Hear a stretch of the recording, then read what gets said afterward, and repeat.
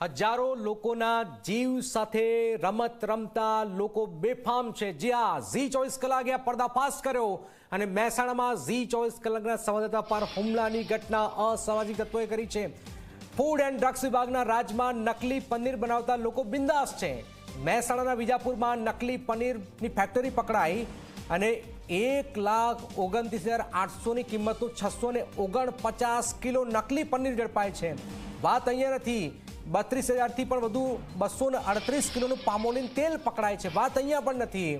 ફેક્ટરીના માલિક આપ જુઓ કે અસામાજિક તત્વ દિનેશ જે છે, જ્યારે ઝી 24 કલાકની ટીમના સંવાદદાતા તેજસ ત્યારે પહોંચે છે કે બે સવાલ પૂછે છે કે તમે શું કરી રહ્યા છો, તો ઉપરથી હુમલો કરવા બેઠે છે। મારામારી, અસામાજિક શબ્દો, જે છાજીને એ પ્રકારના શબ્દો બોલવામાં આવે છે અને દાદાગીરી કરવા આવે છે। કવરેજ કરવા ગયેલા અમારી ટીમ પર ગાળાગાળી, મારામારી અને હુમલો કરાય છે। હુમલા દરમિયાન કેમેરા અને માઇકને પણ નુકસાન પહોંચ્યું છે। ગઈકાલે આ નકલી પનીરની ફેક્ટરી ઝડપાઈ છે। પામોલિન તેલ, સીજે ચાવડા ધારાસભ્ય જોડાઈ ગયા છે વિજાપુરના। ચાવડા સાહેબ, આ વિજાપુરમાં એક તો ઝી 24 કલાકના મીડિયા સાથે આ હાથાપાઈ કરી છે, મારામારી કરી છે, નંબર 1, અને આ પ્રકારની જે ફેક્ટરીઓ જે છે, આ માલિકો જે કેમ દાદાગીરી કરી રહ્યા છે આ લોકો? સૌપ્રથમ તો પત્રકારોને અભિનંદન આપવા જોઈએ કે આવા તહેવારોના પ્રસંગે આવા નકલી માફિયાઓ જે હોય છે ને, જે નકલી ઘી, નકલી તેલ, નકલી પનીર આવું જે બનાવતા હોય છે, અને નકલી મરચા અને મરીમાં પણ નકલી પપૈયાના બીજ ને એવું નાખતા હોય છે। આવા લોકોને પકડવાનું કામ જ્યારે ત્રીજી આંખ આપણી પત્રકારો કરતા હોય ત્યારે એને અભિનંદન આપવાના બદલે જે લોકોએ હુમલો કર્યો છે એના પર અલગથી કડકમાં પાસા જેવી કાર્યવાહી થવી જોઈએ, જેથી સમાજમાં દાખલો બેસે। બીજું, નકલી પનીર બનાવતા વ્યક્તિઓ માનવ જાતને એટલા હદે નુકસાન કરે છે, અને આજકાલ જે કેન્સરના રોગ વધ્યા છે એનું કારણ આવા નકલી માફિયાઓ નકલી દવાઓ પણ બનાવે છે, નકલી ઘી બનાવે છે।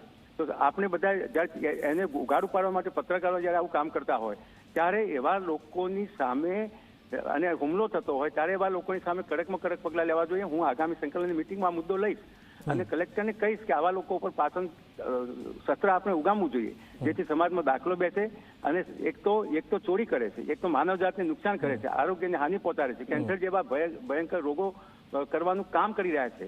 અને બીજી બાજુ જ્યારે પત્રકારો કે કેટલીક જગ્યાએ અધિકારીઓ પણ જ્યારે આવી રેડ કરતા હોય ત્યારે એમની સામે કડક થઈ અને પગલાં લેવાને બદલે એમની સામે એ લોકો હુમલો કરે, એટલે કેટલા હદે એ લોકો બગડેલા છે અથવા સમાજને નુકસાન કરી રહ્યા છે એ ચોક્કસપણે હું માનું છું। અને ધારાસભ્ય તરીકે હું આગામી સંકલનની મિટિંગમાં અને આ સોમવારથી એની સામે પગલાં લેવા માટે પ્રયત્ન કરીશ। ચાવડા સાહેબ, પણ કહેવાથી થઈ થાય, હવે તમને લાગે છે કે આવા લોકો સામે વિધાનસભાની અંદર એક વિધેયક આવવું જોઈએ કે જે મૃત્યુદંડ, વિદેશોમાં જે મૃત્યુદંડની જે કલમો જે છે, જ્યાં સુધી મૃત્યુદંડ નહીં આવે, બિનજામીનપાત્ર ગુનો નહીં નોંધાય ત્યાં સુધી આવા તો અનેક છે। આપણે જોઈએ છે ઊંઝામાંથી નકલી જીરું પકડાય કે પછી મહેસાણામાંથી પકડાય, આ તો રોજ થઈ રહ્યું છે, આ તો એક છે, આવા તો અનેક છે। જ્યાં સુધી કડક કાયદો નહીં આવે ત્યાં સુધી આ છટકતા રહેશે।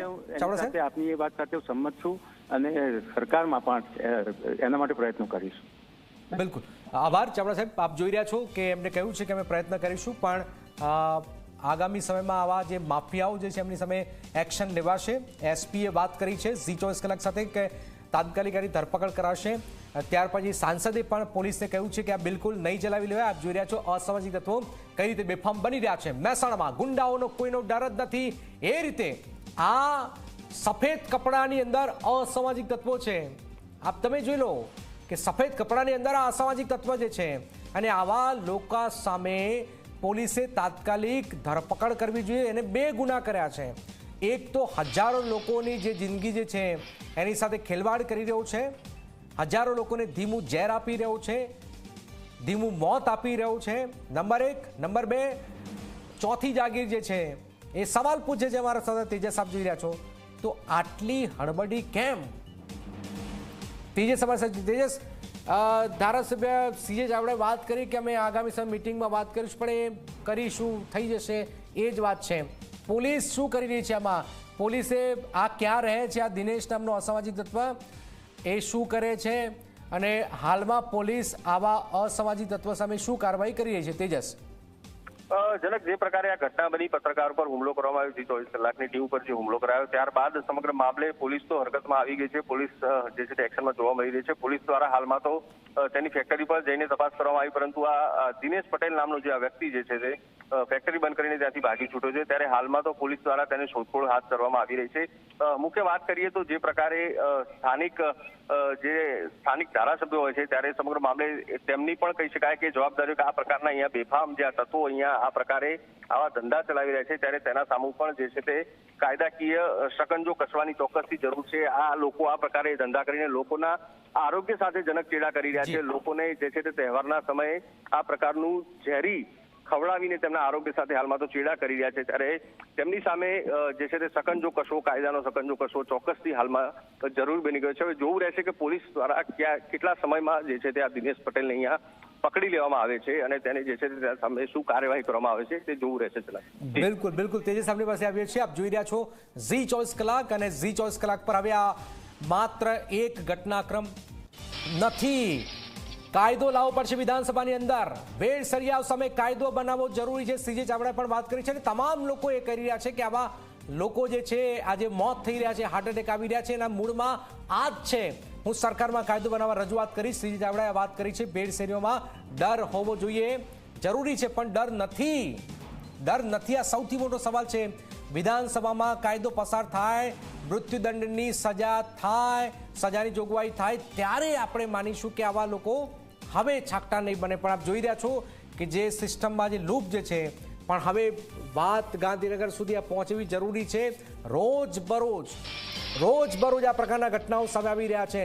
આ જે માફિયાઓ જે છે, સફેદ કપડાની અંદર આ માફિયાઓ જે છે, લોકોના સ્વાસ્થ્ય સાથે ચેડા કરનારા માફિયાઓ જે છે, આ દિનેશ નામનો અસામાજિક તત્વ આપ જોઈ રહ્યા છો કે આ માફિયાઓ જે છે આ પ્રજાને મારવાનું કામ કરી રહ્યું છે.